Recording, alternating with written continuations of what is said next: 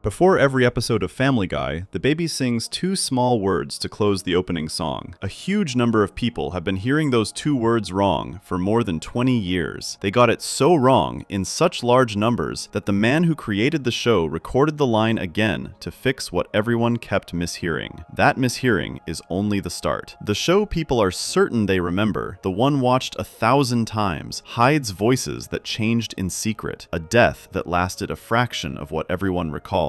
A beloved bit dropped into the wrong decade, and a whole episode some fans swear they saw and others swear never existed. The reason ties it together. Almost nobody met this show the way it happened. 10 cases lie ahead. 10 places where what people feel sure of and what is actually true quietly pull apart. Welcome to Red Umbrella. Let's get into it. The show you think you remember. Most people are sure they know how Family Guy began. Ask around, and the picture that comes back is almost always the same. A small, scrappy cartoon that crept onto television late at night, found a quiet little crowd, and slowly, year by year, grew into the giant it is now. That picture feels true. It is also wrong in nearly every single part. Family Guy did not creep onto the air. It walked in through the biggest front door television has to offer. On January 31st, 1999, the first full episode aired on Fox, in the spot right after the Super Bowl. Back then, that one slot, the half hour that comes on screen the moment the biggest game of the year ends, was treated as the most valuable patch of ground in all of television. Tens of millions of people are already sitting on the couch with the remote in reach, warm and not going anywhere, and the network gets to set something brand new in front of them while they stay put. Fox handed that golden spot to a cartoon about a loud, dim-witted father, his family, and a talking dog. Around 22 million people watched that night. The episode that aired was the very first one ever made, the one that introduced Peter, Lois, Meg, Chris, Stewie, and Brian to the world. That kind of launch is the opposite of quiet. A show getting the post-game slot is a show the network believes in, a show it is spending real money and real attention on. For one night, Family Guy was one of the most watched things in the entire country. What followed that night, though, is where the story most people carry around starts falling apart. The first season was tiny. Only 7 episodes were made, and the rest of them did not even air until that spring. So the show that millions had sampled after the Super Bowl mostly vanished for a couple of months, then trickled out a handful of episodes, then stopped. That first short year actually went well by the numbers. It finished as one of the more watched shows on the network for the season, sitting comfortably in the upper part of the pack. By the time the second season started in the fall of 1999, things had already begun to slide. The show was moved around the schedule, dropped into time slots where fewer people were watching and where it had to go up against programs that were beating it. The audience that had been so big on that first night thinned out fast. The same show that had finished its first year near the top of the network slipped all the way down toward the bottom, ending up somewhere around 114th place. A drop that steep is the kind of fall that gets a network nervous, and Fox got nervous, so the network pulled the plug. Family Guy was canceled. Then, after a short while, it was brought back for a little more. Then it was canceled again. By 2002, there were no new episodes being made at all. The cartoon that had opened with 22 million people watching had been killed off twice in 3 years, and as far as anyone at the time could tell, it was simply over. Done. A show that burned bright for one Super Bowl Sunday and then flamed out. Plenty of shows end exactly like that and are never heard from again. The graveyard of television is full of them. What happened to Family Guy after it died is the part that almost nobody remembers correctly, and it is the part that explains everything else in this video. After the network gave up on it, the old episodes did not just disappear into a vault. Fox handed the rights to show them again over to a late-night block of cartoons aimed at grown-ups, a block called Adult Swim. So while no new Family Guy was being made, the old episodes started playing over and over, late at night, to people who were often staying up, half awake, channel surfing, or simply leaving the television on. And something strange happened. Out of all the shows running on that late-night block, the dead cartoon became the most popular one there. More people were watching reruns of a canceled show than were watching plenty of programs that were still alive and still being made. Around the same time, the early seasons were packaged up and sold on DVD. This was the early 2000s, when buying a box set of a show you loved and owning every episode was a normal and even exciting thing to do. The first season set sold in numbers that shocked everyone. It moved more than 2 million copies and became one of the best-selling television DVDs anybody had ever seen up to that point. People who had missed the show the first time around, or who had only caught it half awake on the late-night block, were now buying it it, watching it on their own time, and showing it to their friends. When the sales climbed past 3 million copies, the people at Fox, who had buried the show twice, finally sat up and paid attention.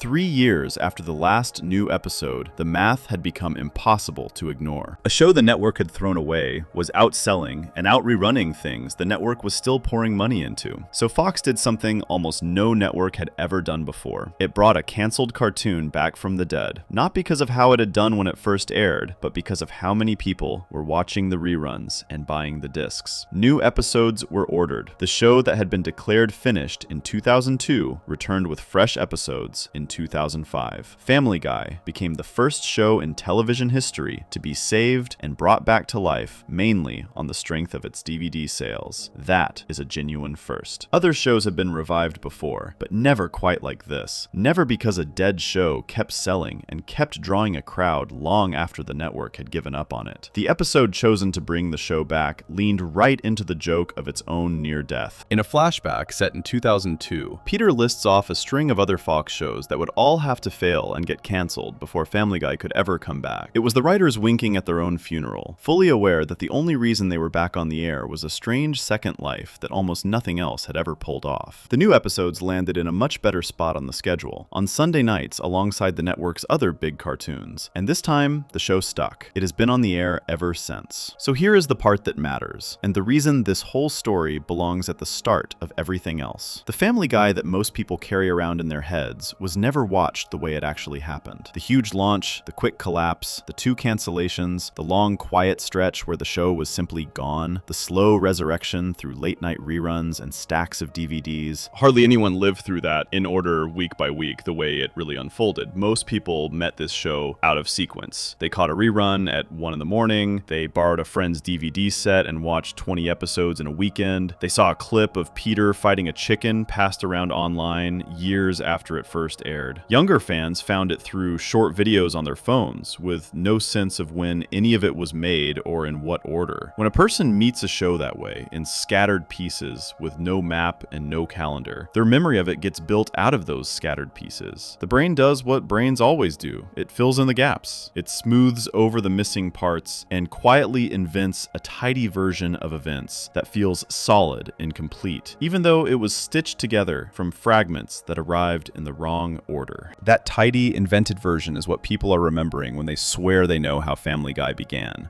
or how a certain character has always sounded, or what a certain line has always been. Their confidence is real. The memory underneath it is patched together. This is the soil that every strange case in this video grows out of. A show that died and came back. A show watched mostly in reruns, on discs, and in clips, instead of in order. A whole audience whose sense of the show was assembled after the fact, out of order, in the dark, often while drifting off to sleep. Under conditions like that, false memories do not just happen by accident. They are almost guaranteed. The wonder is not that people remember Family Guy wrong. The wonder is how deeply and how confidently they do, right down to details they would bet money on. None of this is a knock on anyone's memory. The same thing happens to everyone, with all kinds of shows and songs and movies from childhood. The mind is not a video recorder that plays back exactly what went in. It is more like a storyteller that keeps the gist and rebuilds the rest fresh each time, and it almost never warns the person that this is what it is doing. The rebuilt version simply shows up, feeling like a real and trustworthy memory. With a show like Family Guy, watched the messy way it was watched by so many people, the storyteller in the mind had an enormous amount of rebuilding to do, and it did that rebuilding in the same confident, careless way it always does. What all of this means is simple. The show is not quite the show people think they remember. The history is stranger than the smooth version in their heads. And if the basic facts of how the show lived, died, and came back can sit wrong in so many minds for so long, then the smaller details, the lines and the voices, and the moments people feel absolutely certain about are wide open to the same quiet rewriting. Everything that follows is a tour through exactly that. One strange, true case at a time. Each one a place where a huge number of people remember something that simply is not so. Before we move on, if you're enjoying this analysis, please consider subscribing. It helps the channel tremendously. And the misremembering does not start somewhere deep in an old episode. It starts at the very front of every single episode ever made, in the opening song that plays before the story even begins. 2 small small words sit at the end of that song. A massive number of people have been hearing those two words wrong for more than 20 years, and many of them will argue to your face that their wrong version is the real one. That song is Section 2, the two words nobody hears right. Every episode of Family Guy opens the same way. Before a single joke lands, before the story even gets going, there is a short song. It is sung in the bright, cheerful style of an old family television show from many decades ago, the kind with a piano leading the way and a room full of happy voices. Lois starts it off, singing about how everything on television these days seems to be violence and rude grown-up stuff. Peter picks up the next part, asking where all the good old-fashioned values went, the ones people used to count on. Then, the whole family swings into the sunny part of the tune, the part about how lucky they are to have a family guy, a man who can do all the things that make them feel a certain way. The song builds and builds toward its last little burst. The very end of that song belongs to the baby. Stewie gets the final words before everyone shouts the title together. The words he sings are laugh and cry. That is the whole point of the line. The family has been singing about warm, gentle, old-fashioned feelings, the soft and sweet things a good show used to give people. And the baby caps it off by naming two of the most basic feelings there are, laughing and crying. The tune is supposed to be wholesome from start to finish, a loving little wink at the cheery family songs of the past. Stewie, though, sings it fast. His voice is high and clipped and proper, and the line goes by in a blink. The first word slides out quickly, the soft sound at the front of it gets swallowed, and the whole phrase rushes past before the ear can really lock onto it. Played at a normal speed, with everyone singing over the top and the music swelling, that little phrase turns into a smear of sound that the brain has to guess at, and an enormous number of people, hearing it for the first time, guess wrong. A huge number of people do not hear laugh and cry at all. What they hear is effin' cry. They hear the baby drop a word that sounds like a swear right into the middle of this sweet old-timey family song. And once that version gets into a person's head, it locks in hard. The line stops sounding like two gentle words and starts sounding like a tiny act of rudeness hidden in plain sight. A baby cursing on a family show before the episode even begins. Several things push the ear in that wrong direction. The soft sound at the start of the real word is easy to lose when the line is sung quickly. The baby's clipped, fancy way of talking blurs the edges of the words even more. And the show itself had built a loud reputation as rude,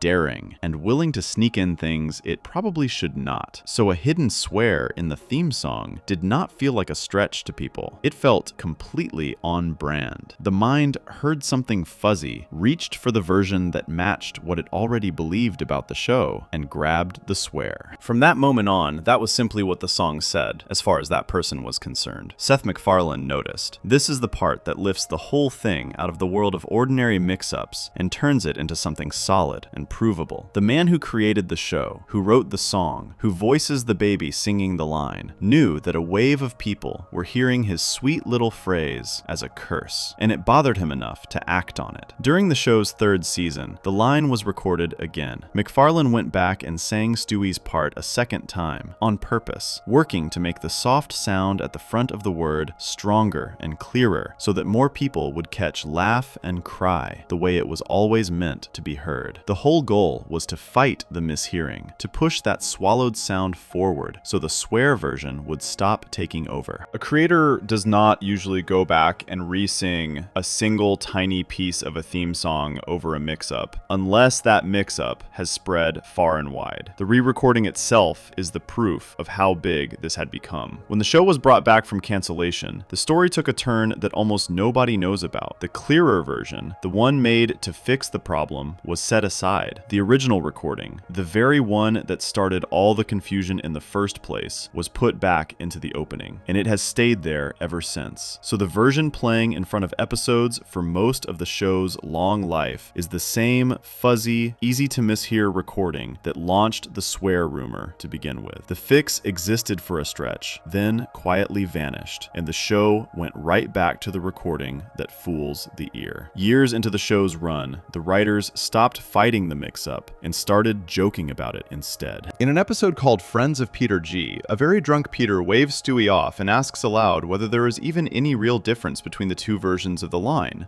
the gentle one and the rude-sounding one. It is a small moment, easy to miss, and it only fully lands for people who already know about the long-running argument. The writers were telling everyone, right inside the show, that they were aware of it. They knew people had been hearing it wrong for years, and they found it funny enough to put on screen. In one later episode called Call Girl, the show pushed the joke even further. A special version of that episode, made for home release with all the television bleeps and edits stripped away, includes a gag where Stewie acts as if he is having trouble getting through the theme song. What follows is a wild burst of actual swearing from the baby, going far, far past the simple little effin' that people thought they heard. The show was playing with its own reputation and its own rumor at the same time, basically saying that if the audience was convinced the baby was cursing in the song, the writers could give them a baby who really, truly curses, cranked up well beyond anything anyone had imagined. On a television talk show where actors and creators sit down to discuss their work, McFarlane explained why the swear version never made any sense in the first place. The song is a soft, loving copy of the cheerful family tunes of the past. The entire joke of it depends on it sounding wholesome and old-fashioned. A swear word dropped into the middle of that would wreck the whole thing, because the humor comes from how sweet and innocent the song pretends to be. The gentle words are the point. The rude version that so many people swear they hear would actually break the joke the song is built on. Buried inside that same song is a second change that even more people missed. In the earliest version of the opening, the Griffin family could be heard singing the big cheerful part along with the professional singers hired to record the song. Their voices were in there, mixed together with the studio voices on the chorus. After the song was recorded again, the family's voices were quietly pulled out, and from then on, only the hired singers carry that part. Most people heard this song thousands of times across their lives and never once noticed that a whole layer of voices had been removed from it. The thing they hear before every single episode changed underneath them, and it slipped right past them. Once a person has heard the swear version of the line, getting back to the real one is almost impossible. This is the part that makes the mix-up so sticky and so lasting. The brain grabs onto the first thing it decided a sound meant, and after that, it keeps hearing that same thing every single time, even when the gentle version is right there, and even when someone points out the truth. The mind does not gently update, it digs in. So the song plays, the baby sings two soft words, and a person who locked onto the swear years ago keeps right on hearing the swear, fully certain, episode after episode, for decades. Arguments over this have been running for more than 20 years. People dig in on both sides, sure they are right, ready to swear the other person simply has bad ears. The strange thing is how confident everyone is, on a question that has a clear and provable answer, about a song that plays in front of every single episode and has been heard by the same people hundreds or even thousands of times. Familiar does not mean remembered correctly. A thing can be heard over and over and over and still be carried around wrong, because hearing is partly guessing, and once the guess sets, it sets hard. None of this is strange when held up against the way the show was actually met. A song heard at 1 in the morning during a rerun, or playing softly in the background of a DVD marathon, or buzzing out of a phone speaker on a short clip, is a song half listened to. Half listening is exactly the state in which the ear guesses and the mind fills the gap with whatever feels right. The conditions that built the wrong memory of the show's history, the scattered and sleepy and out of order way people took it in, are the very same conditions that built the wrong memory of its song. The same fog that hid the cancellations, hid the difference between two simple words. What makes the song such a clean example is how impossible it should be to get wrong. The history of the show is buried in old schedules and faded news that most people never read, so it makes sense that it got muddled. The opening song hides nowhere. It plays right out loud, front and center, before everything else, on purpose, every time. And still, a massive crowd of people remembers it wrong, defends the wrong version with real heat, and would put money on a thing the creator personally tried to correct and then openly joked about. If the part of the show designed to be heard most clearly of all can sit this wrong in this many minds, then nothing further inside the show is safe from the same quiet rewriting. Before we move on, if you're enjoying this analysis, please consider subscribing. It helps the channel tremendously. The next case moves from a sound people get wrong to a whole person they get wrong. One of the 6 faces of the Griffin family, a main character sitting at that dinner table in nearly every episode, did not always sound the way fans are certain she has always sounded. In the early days, a complete completely different performer gave that character her voice, and the swap was handled so quietly that most people watching today have no idea it ever happened. That hidden change is where this goes next. Section 3. The girl with more than one voice. Meg Griffin sits at the family table in nearly every episode. She is the oldest child, the one the rest of the family ignores, picks on, and tells to be quiet for no real reason. Her whole place in the show is to be the one nobody listens to, and the sound of her, the flat, tired, slightly hurt way she speaks, is one of the most familiar things in the entire show. That voice belongs to Mila Kunis. For most fans, that voice has always been Meg, and Meg has always been that voice. The two feel welded together, like they could never have been any other way. The voice that goes with that face was not the first voice Meg ever had. Mila Kunis did not give Meg her start. She came along later, took over the part during the second season, and then held on to it for more than 25 years, long enough that she became the only Meg most people have ever known. Before she ever spoke a single line as the character, Meg had already passed through more than one set of hands. The girl at that table had a small, hidden history of different voices that played out right at the very beginning, before almost anyone was paying close attention. Before Kunis, the chain of people who voiced Meg goes back further than nearly any fan would guess. The character was handled by several different performers in those early days, one after another, in a quiet shuffle that happened mostly out of sight while the show was still finding its feet. Rachel McFarlane, the sister of the show's creator Seth MacFarlane, was the first to give Meg a voice. She voiced the character in the very first test version of the show, the short, early episode made to sell the idea to the network before any real season existed. That kind of test episode is a rough draft, a sample put together to convince people in charge that the show is worth making. In that early sample, Meg spoke with the voice of the creator's own sister. After her came Cree Summer, a performer who was actually hired for the role when the first real season began. Summer was cast as Meg and even started recording her lines for the show. Her work, though, never made it to the air. She was replaced before those episodes reached people's televisions, and another performer was brought in to take over the part. Then came Lacey Chabert, and she is the one who matters most in this story, because she is the voice of Meg that actually played on television in the show's earliest days and that almost no one remembers. At the time she took the part, Chabert was already a young actress people knew. She was on a popular teen drama called Party of Five. She would later play one of the mean girls in the well-known movie Mean Girls, and she had given her voice to a young explorer in a cartoon called The Wild Thornberrys. These days, she is known for starring in cozy Christmas movies. Back at the start of Family Guy, she was the voice coming out of Meg. Through all of the first season, and into a few episodes of the second, Meg spoke with Lacey Chabert's voice. Anyone who watched those very first episodes when they originally aired heard Chabert, not Kunis. And here is a small detail that shows just how easy this was to miss. Her work on the show was never even listed in the credits at the time. The performer giving life to one of the 6 main members of the family did not have her name shown for it. Her voice was on the screen, but her name was nowhere, which made the change that came later even quieter and even harder to catch. Why Chabert left the show is a gentle story with two sides that mostly agree. She was young and in high school while doing the part, and she was also busy with Party of Five, which was a demanding job for a teenager. Juggling school, a starring role on a live drama, and a voice part on a brand new cartoon was simply too much to hold together. Something had to give, and the cartoon was the thing she stepped away from. Seth MacFarlane gave his own account of it years later in an interview. By his telling, there was a problem with the agreement she had signed, and Chabert had never really planned to be part of the show for its full, long life anyway. From his side, it came down to the details of her deal and her own plans for where her career was heading. Chabert herself has described it warmly and without any drama. By her account, she left on her own, simply because she was in school and working on Party of Five at the same time. She has said she holds no grudge at all, that she thinks the show is funny, and that she thinks well of the person who took over after her. There was no fight, no falling out. A busy young actress had too much on her plate, and she set one thing down. Mila Kunis stepped in to fill the open spot, and she was barely more than a kid herself. She was around 15 years old when she got the part, and at the time, she was already working on the show That 70s Show. A teenager taking over a teenage character turned out to fit perfectly, because she actually sounded like a real girl that age, rather than a grown-up pretending. Her tryout for the role became a little piece of show history on its own. When MacFarlane talked about why she got the part, he pointed to one moment in her reading, a line where Meg flatly calls her father an idiot. Something in the way Kunis delivered that line hit the exact tired, unimpressed, fed-up tone the writers had been hunting for. It captured who Meg was in a single beat. That reading sealed it, and the role was hers. From that point on, Mila Kunis became Meg in a way that locked the two together for good. She voiced the character through the show's death and its long, quiet stretch and its surprising return, and then through every season after that, for more than 25 years and counting. She is stuck almost entirely to Meg the whole time, while the other main performers each juggle a pile of side characters. Her steady, unbroken run is a big part of why the earlier voices feel impossible to so many fans. One person held the role so long and so completely that it seems like she must have always had it. The reason the swap stayed invisible ties straight back to how the show was actually watched. The Chabert episodes are a tiny sliver, parked right at the very start of a show that flopped, got cancelled, and nearly disappeared. The people who fell in love with Family Guy mostly arrived later, during the reruns and the DVD years and the clip-sharing years. By the time most fans showed up, Kunis had been Meg for ages, and the handful of early episodes with a different voice were buried at the bottom of a long pile that few people ever started from. A person watching out of order, dropping in on random episodes, would land on Kunis again and again, and almost never stumble onto the brief early stretch where Meg sounded like someone else. A cartoon character is, in a real way, mostly its voice. The drawing never changes. The same lines and colors make Meg look like Meg in every single episode, whether it is the first or the 500th. So the voice is the part that carries her personality, her mood, her soul. Swapping that out should feel like a jolt, like meeting a friend who suddenly sounds like a stranger. For most fans, it never felt that way at all, because they were never given the before and after side by side. They only ever met the after. The drawing stayed steady and familiar, and that steady picture papered right over the fact that the sound underneath it had once belonged to other people. Here is where the show itself starts dropping hints, almost daring its fans to notice the secret. The writers knew about Meg's hidden voice history, and over the years, they kept tucking little nods to it right into the episodes, in plain sight for anyone paying close enough attention. In a 10th season episode called Back to the Pilot, Stewie and Brian use a time machine to travel back to the show's very first episode. When they get there, everything looks the way it did in the early days, drawn in that rougher, old style, and the show pulls the original early recordings out of storage, so the characters from back then sound the way they truly sounded at the start. When Meg speaks, she does not sound like the Meg of recent years. She sounds like the old version, the early voice, and Stewie reacts to it with open confusion, thrown off by how different she sounds. The joke only fully works for people who already know that Meg once had another voice. For everyone else, it is a strange little moment that floats by. For those in the know, it is the show openly admitting its own buried history. An episode in the next season leaned on the same idea. In it, time itself runs backward across the show, undoing recent events and rewinding the world. As part of that rewind, Meg's voice flips back from the modern one to the older one, as though time reversing far enough reaches the point where the character sounded different. The writers used a wild time travel idea as an excuse to once again wink at the fact that Meg has not always sounded the same. There are smaller clues sprinkled around too. The job of singing for Meg, in an episode where the character needed to perform songs, was handed off to yet another performer, a well-known voice actress brought in just for the singing, while Kunis stepped aside for that one task. And in another moment, Peter uses the real name of Meg's original performer as a kind of threat against Lois, treating the name like a warning, a joke that only makes sense to people who know that name once belonged to the voice of his daughter. The writers kept turning their own hidden history into inside jokes, scattering them through the years for the small group of fans sharp enough to catch them. Years later, the show pulled off its boldest nod of all. In a much later season, Lacey Chabert came back to the show, this time playing herself. In the episode, Meg ends up in a ski race, and lined up against her in that race is Lacey Chabert as a real-world version of herself. The two of them shout the show's running put-down at each other, the line the family always throws at Meg to shush her, before Peter joins in with his own version. That moment is the one and only time the original voice of Meg and the famous voice of Meg ever appear together in the same scene. The first Meg and the lasting Meg, side by side at last, in a joke built entirely on the secret this whole section is about. What all of these clues add up to is a show that never truly hid the truth. It left the door open again and again, right inside the episodes. The information was there for anyone who wanted it. And still, the change stayed a surprise to huge numbers of fans, because catching those hints required already knowing the secret or watching closely enough to feel that something was off. Most people were not watching that closely. They were enjoying the jokes, drifting through reruns, headphones, half listening on a second screen, never once stopping to wonder whether the voice they were hearing had always been there. Once the famous voice settles into a character that deeply, the idea of an earlier voice can feel not just forgotten, but flatly impossible. Plenty of fans, when they first learned that Meg used to sound like someone else, simply refuse to believe it. They are sure they would have noticed. They are sure they would remember. The certainty is real and strong, right up until the old clips play and prove it true. The brain had fused the character and the voice into one solid thing, and it guarded that single thing against the plain facts, because giving it up means admitting that something watched so many times was carried around wrong. Set against the way the whole show was met, scattered and sleepy and out of order, the buried voice of Meg fits the pattern perfectly. The song was a sound a crowd got wrong. Meg is a whole person a crowd gets wrong. A main face at the family table whose true beginning slipped past nearly everyone. And this one cuts a little deeper because the change was real. The proof is sitting right there in the early episodes, and the show kept openly joking about it, yet the memory held firm against all of it anyway. A famous voice can paint over its own past so completely that the past starts to feel made up. Before we move on, if you're enjoying this analysis, please consider subscribing. It helps the channel tremendously. The next case pushes that idea even further. The Hidden History of Meg was a young actress quietly stepping aside at the start of a struggling show. The next voice secret ran for 2 full decades, sat on one of the most recognizable characters in the whole town, and belonged to a performer that a great many fans would never in 100 guesses have pictured. It stayed mostly out of sight for 20 years until the performer himself chose to walk away from the part and explain exactly why. That long-hidden voice is where this goes next. Section 4. The Man Behind Cleveland. Cleveland Brown lives next door to the Griffins and counts as one of Peter's closest friends. He is one of the most familiar faces in the whole town. Calm, kind, slow to anger, he is the gentle one in a group of loud and reckless men. The soft-spoken neighbor who takes his time with every word. Cleveland is a black man, and a big part of what makes him feel so real and so warm is the sound of him. That easy, unhurried, soothing way of talking that fans would know anywhere. For more than 20 years, that voice rolled out of him in the same steady, comforting tone, episode after episode, until it felt like the most natural thing in the world. That slow, soft, gentle voice came from a man named Mike Henry, and Mike Henry is white. For over 2 decades, from the show's earliest days in 1999 all the way to 2020, a white performer gave that black character his voice, his timing, and his whole gentle personality. The vast majority of fans never knew this. Most never even thought to ask. The voice was so smooth and so right that the question of who was actually making it simply never came up. People heard Cleveland for years and carried around no idea at all about the real person behind the sound. Mike Henry, the man doing that voice, was never just a hired voice on the side. He was one of the core people who built the show from the ground up. Henry worked as a writer and a producer on Family Guy, part of the small group shaping the jokes and the stories from the start. He helped make Cleveland the character he became, not only speaking the lines, but having a hand in who Cleveland was. So the gentle neighbor everyone loved was, in a real sense, Henry's own creation, voiced and shaped by the same person across all those years. Henry was not the kind of performer who does a single part either. The way cartoons usually work, a small handful of people each voice a whole pile of different characters, switching from one to the next in the same recording session. Henry voiced several other side characters around the town beyond Cleveland, the way nearly everyone on the show juggles many roles. One throat, many people. The audience hears a crowd of different characters and never realizes that the same few performers are behind most of them. Cleveland was simply Henry's biggest and best-loved creation among the bunch. Cleveland grew popular enough that the show did something it rarely does for a side character. It gave him his own separate series. For 4 years, Cleveland headed up a whole show built entirely around him and his life. And Mike Henry carried the character over there too, voicing him on that second show just as he did on the first. So Henry was not voicing Cleveland in a few scattered scenes. He was carrying the character across 2 entire shows, hundreds of episodes, more than 2 decades of steady, gentle, beloved work. The bond between that performer and that character was about as deep and as long as these things ever get. Across both shows and all those years, the voice never wavered. Cleveland sounded like Cleveland the whole time, which is exactly why what came next caught so many people off guard. In the summer of 2020, during a huge national conversation in the United States about race and fairness, Mike Henry made an announcement. He was stepping down from voicing Cleveland. His reasoning was simple and direct. He said that a character who was a person of color should be played by a performer who is also a person of color, and so he felt it was right for him to hand the part over. After more than 20 years of being Cleveland's voice, he chose to walk away from the role on purpose because he no longer felt that a white man should be the one giving voice to this black character. The decision was his own, and he made it plainly and publicly. Henry was not alone in making that kind of choice around that time. The same summer, a number of other white performers on other cartoons stepped away from voicing characters of color almost all at once, as part of a wider change in how shows were thinking about who gets to play whom. On one cartoon, a white actress gave up a mixed-race character. On another, a different white actress did the same. A long-running cartoon famous for its yellow family reworked its own casting so that its black characters would be played by black performers. Henry's move was one piece of a bigger shift happening across television all at the same moment. The whole industry was looking hard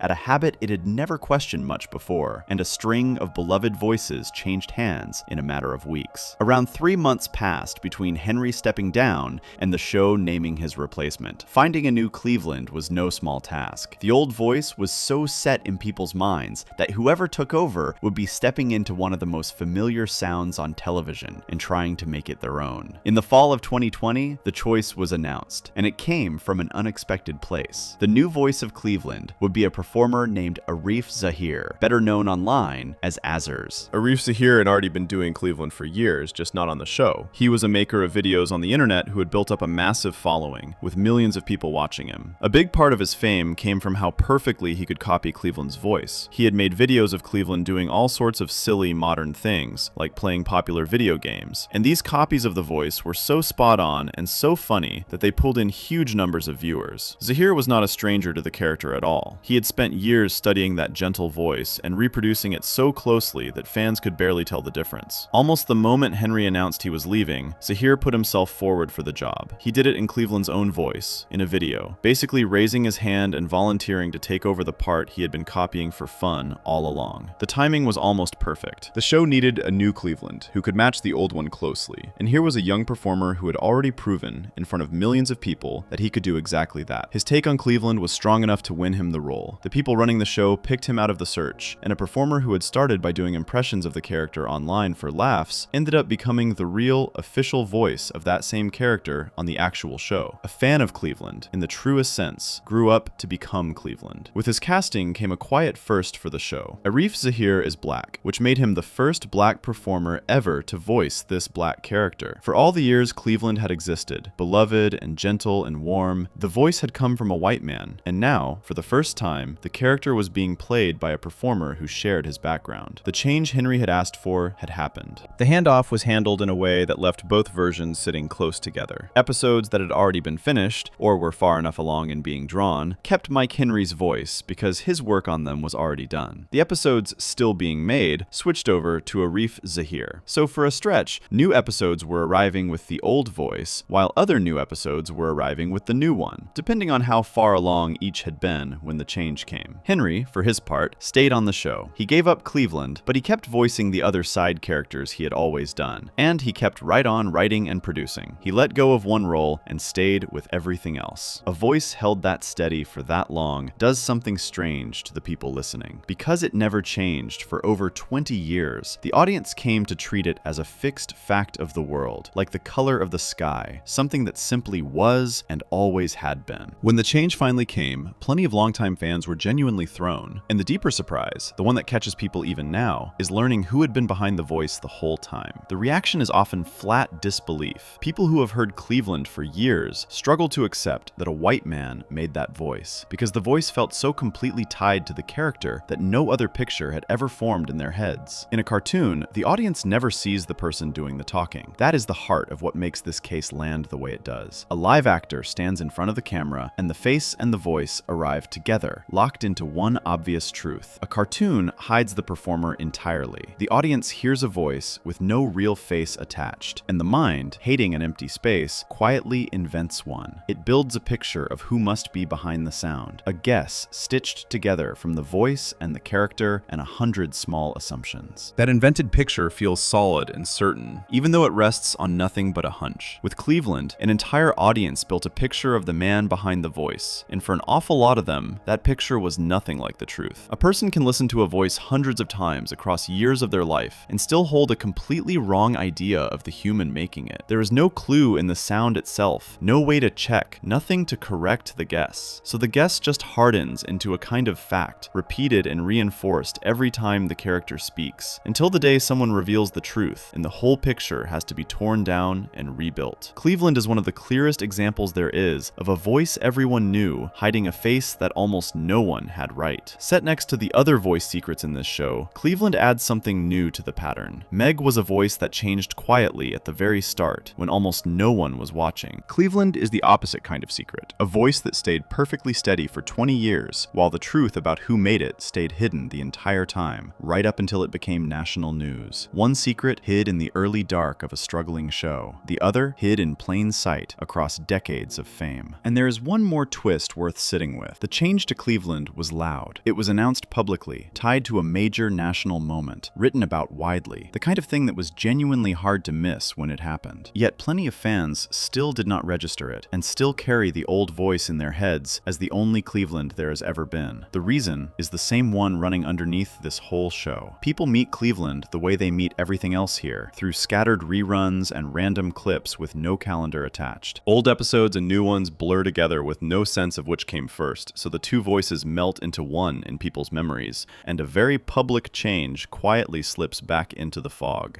Before we move on, if you're enjoying this analysis, please consider subscribing. It helps the channel tremendously. The next case steps away from voices entirely. The show once did something almost no cartoon ever dares to do. It killed off one of its most loved main characters, the family dog, in a moment that left fans around the world stunned and genuinely heartbroken. How long that dog stayed dead and the strange way he came back is something an enormous number of people remember in a way that simply did not happen. That death is where this goes next. Section 5. The day the family dog died. Brian Griffin is the family dog, though calling him a dog only covers part of it. He walks on two legs, talks like a grown man, sips drinks like an adult, and acts as the smart, calm, slightly sad voice of reason in a house full of chaos. He is the one who reads books, who worries about the world, who tries to talk Peter out of his worst ideas, and his closest bond in the whole family is with Stewie, the baby. The dog and the baby are best friends, an odd pair who go on adventures together and understand each other in a way no one else in the house does. Out of everyone, Brian is the one a lot of fans feel the most warmth for. He is gentle in a place that has very little gentleness. This show almost never lets anything stick. Most episodes wipe the slate clean by the end. Peter can wreck the whole town, the family can fall apart, someone can do something unforgivable, and by the next week, it is all forgotten and everything is back to normal, as if none of it ever happened. The show runs on a kind of permanent reset. Nothing carries over for long, and nothing really changes. That habit matters here, because it means the fans had been trained over hundreds of episodes to believe that nothing on this show is ever truly permanent. So when something permanent feeling finally arrived, it cut far deeper than it would have on a show where things actually matter. In an episode aired in late 2013, the show did the thing nobody thought it would dare to do. Brian and Stewie were outside playing street hockey, a normal, happy, ordinary scene. A car came tearing around the corner, moving far too fast, driven recklessly. It struck Brian. The hit was bad. He was rushed to the animal hospital, and there, with the whole family gathered around him, he died. Before he went, he thanked the family for the wonderful life they had given him and told them he loved them. Then he was gone. The family held a funeral. The dog everyone adored was buried, and the show, for once, did not undo it by the closing minutes. The scene played out with a seriousness the show almost never allows itself. This is a cartoon that turns death, pain, and tragedy into punchlines all the time,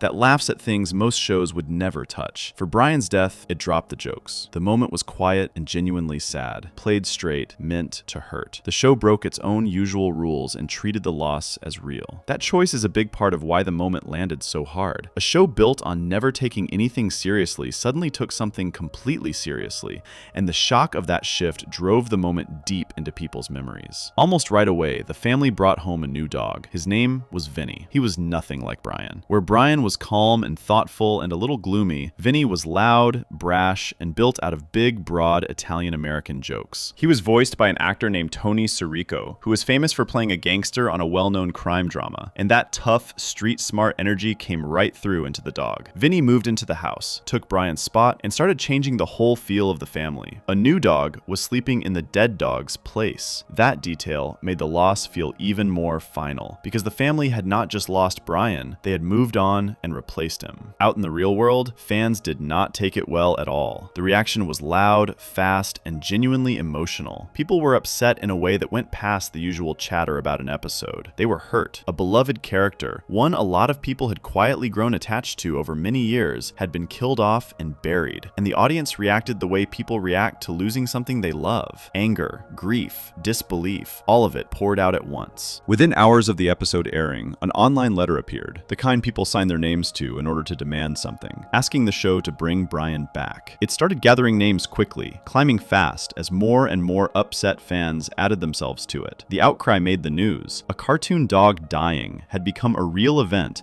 that people outside the show's usual fan base were hearing about. The sheer size of the reaction surprised even the people who made the show. Seth MacFarlane, who created the show and who voices Brian himself, spoke about how unexpected the anger was. By his account, the whole team had figured the death would stir up a little reaction, a small fuss, the normal noise. The wave of real fury caught them off guard. He described being surprised by it in a good way, because the rage proved something heartening, that after all these years, people still cared about this character deeply enough to be genuinely angry about losing him. The strength of the feeling was the part they had not counted on. They had killed off a character they thought people liked and discovered people loved him. Then, just 2 episodes later, Brian came back. The show that had played the death so straight, that had buried him and replaced him and let the grief sit, undid the whole thing in its Christmas episode. The reset that the show always falls back on came roaring in to fix the one loss it had let stand. And it did so through the character who had loved Brian most. Stewie, the baby, had taken the death harder than anyone. His best friend in the world was gone, and he had spent the stretch since the funeral grieving in his own strange way. In the Christmas episode, Stewie gets his hands on a time machine. With it, he travels back to the exact day of the accident, to the moment Brian stood in the street as the car came speeding toward him. And right before the car reaches him, Stewie shoves Brian out of the way. The car misses. Brian lives. By saving Brian in the past, the entire stretch where he was dead simply stops having happened. The funeral, the grief, the new dog, all of it gets erased, folded away into a version of events that no longer exists. Vinny vanishes because the family never needed a new dog in the first place. Brian is alive and home and exactly as he was. The loss is undone so completely that inside the world of the show, it never took place at all. The dog was dead, and then, by way of a baby and a time machine, he had never died. Add up the actual time, and the picture changes sharply. Brian died in one episode. He was absent through the next one. He was alive again in the one after that. In terms of how the show aired, that is roughly 3 weeks. About 2 episodes stand between the death and the return. The whole stretch where Brian was gone, the entire stretch that felt so heavy and so final, that drove people to sign their names and protest and made the news, lasted barely any time at all. A few weeks, 2 episodes, then back to normal. A great many people, though, do not remember it that way in the slightest. In memory, Brian's death stretches out into something long and drawn out, a real chunk of the show where the dog was gone and the family carried on without him. People recall it as months, or as a vague, long absence, a serious stretch that the show committed to before finally relenting. The few weeks it truly lasted swell up in the mind into something far bigger and far longer than the calendar ever allowed. The memory of the loss outgrows the loss itself. Plenty of fans forget Vinny entirely. The replacement dog, the loud new presence who moved into Brian's spot, slips right out of memory for a lot of people, because once Brian came back, Vinny ceased to exist inside the show, and so he quietly ceased to exist in many people's recollections too. Others misremember how Brian returned, foggy on the time machine, foggy on Stewie being the one to save him, holding only a blurry sense that somehow the dog came back. The strong, clear memory is the death. Everything around it, the length, the new dog, the manner of the return, comes back soft and wrong. The reason the memory stretches so far past the truth comes down to how memory measures things in the first place. The mind does not file an event by how long it lasted. It files it by how hard it hit. A short thing that strikes hard gets stored as something big, and big quietly turns into long. A long, dull stretch patch where nothing much happens gets stored as a blink. Brian's death struck about as hard as anything the show ever did. Real grief, real anger, real petitions, real news coverage. So the brain stamped it as enormous, and enormous, over the years, drifted into the feeling of a long, serious absence, even though the dog was only gone for a moment. The show, being what it is, fed that stretching even more. Because the show always resets, fans half expected this death might somehow be one of the rare things that sticks, and that expectation, that braced for the worst feeling, made the waiting feel longer than it was. People were sitting in dread, wondering if the dog was really gone for good, and dread slows time down. The handful of weeks felt like a long, anxious wait, and the memory kept the long feeling while losing the short reality. Set against the rest of these cases, Brian's death is a new kind of wrong memory. The earlier ones were about sounds and voices, things people heard incorrectly or guessed wrong about. This one is about an event, and the strange part is that people are not wrong about whether it happened. They know the dog died. They know he came back. What they get wrong is the shape of it, the length of it, the details around it. The core is right and the frame is badly off, which is its own particular kind of false memory. Maybe the sneakiest kind, because the person feels certain on the strength of the part they have right. And the way most people met this show did the rest of the damage. A death scene and a return scene, watched out of order years later in scattered clips and random reruns, float free with no calendar between them. Someone might see the heartbreaking death in one clip and the time machine rescue in another, weeks or years apart in their own life, with no sense of how close together the two truly sat in the show. The gap between them becomes whatever the mind decides to make it, stretched or squashed at random, anchored to nothing. A reset-happy show, met out of order, leaves even its biggest events without a steady place in time. There is also the matter of how the show treated the death, which deserves one last look. The choice to play it straight, to drop the jokes and let it hurt, is exactly what carved the moment so deep. The show broke its own rules for a few minutes, and rule breaks burn themselves into memory far more than anything ordinary. That deep burn is precisely what swallowed up the surrounding details. The hurt was so vivid that the timeline around it dissolved, leaving people with a powerful, lasting memory of the wound, and only a smeared, unreliable sense of everything that happened next. Before we move on, if you're enjoying this analysis, please consider subscribing. It helps the channel tremendously. The next case is about time as well, but it runs the opposite direction. There is a piece of this show so beloved, so endlessly quoted and shared, that fans are completely certain it comes from the early golden days, the classic old era people treasure most. The truth about when it actually arrived sits years later than nearly anyone would ever guess. That misplaced memory is where this goes next. Section 6. The song that showed up late. Peter has a habit of falling head over heels for the dumbest possible things. When something silly grabs him, he does not enjoy it in a normal way. He drowns in it. He repeats it, plays it, lives it, pushes it on everyone around him until the people he loves are ready to scream. That childish, all-or-nothing obsession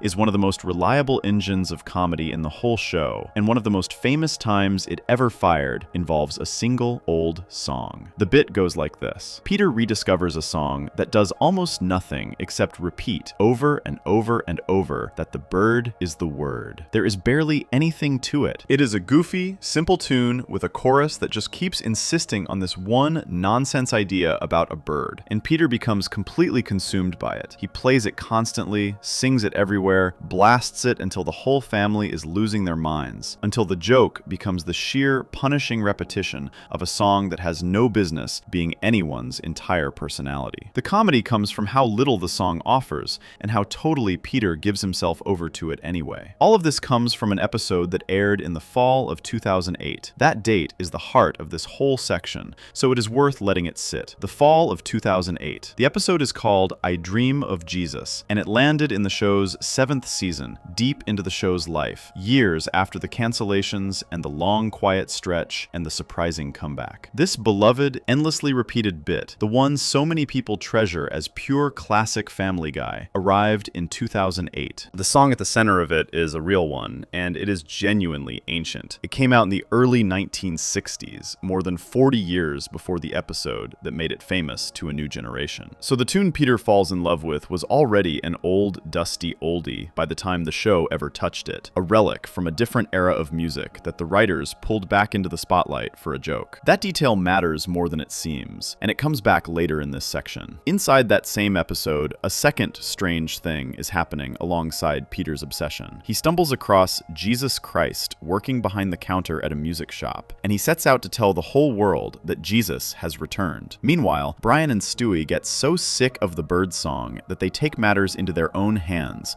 and try to wipe it out completely to make sure it can never be heard again. The episode is stuffed with all of this at once, but the part that lived on, the part that outlasted everything else in it, was Peter and that maddening little song about the bird. The bit caught fire in a way few things on the show ever did. It spread everywhere. People clipped it, replayed it, repeated the bird line endlessly, passed it around the internet until it became one of the single most recognized things the show ever made. The show itself brought the song back in later episodes, leaning on a joke it knew people loved. For an enormous number of people, that bird song is one of the very first things that comes to mind at the mention of Family Guy. It became shorthand for the whole show, a tiny piece standing in for the entire thing. Ask almost any fan when this is from, and the answer comes back wrong with total confidence. People place it early. They file it in the show's first few years, the treasured old era, the classic golden stretch that fans hold up as the show at its best. It feels like vintage Family Guy, like something from the beginning, like a piece of the foundation the show was built on. The certainty is strong, and the truth, the fall of 2008, sits almost a decade past where most people would ever put it. Several things push the memory earlier than the truth, and they stack on top of one another until the wrong date feels obvious. The first is the song itself. The song being genuinely old does quiet, sneaky work on the memory.